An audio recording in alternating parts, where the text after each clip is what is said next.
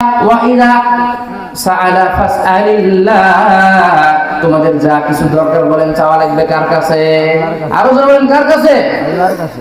আর যদি সাহায্য প্রয়োজন হয়, সাহায্যের দরকার হয়, আল্লাহর কাছে সাহায্য চাওয়া লাগবে।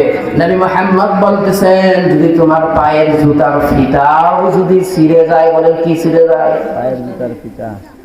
নবী মুহাম্মদ বলেন, যদি পায়ের ফিতা, জুতার ফিতা ছিঁড়ে যায়,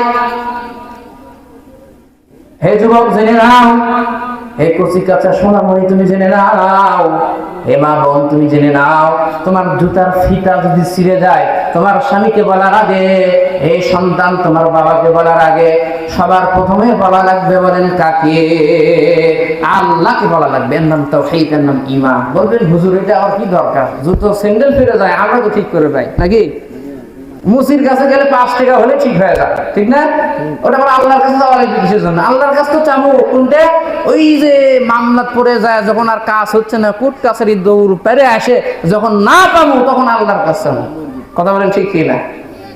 আমাদের চরিত্র এরকম হয়ে গেছে, এই জন্য দোয়া করলে দোয়া কবুল হয়। রাসূল বলতেছেন, ক্ষুদ্র প্রয়োজন যদি তোমার অনুভব হয়, দরকার অনুভব করো তুমি, তাহলে সেটা একমাত্র আল্লাহ সুবহানাহু ওয়া তাআলার কাছে চাওয়া লাগবে। চাবো তো ইনশাআল্লাহ? ইনশাআল্লাহ।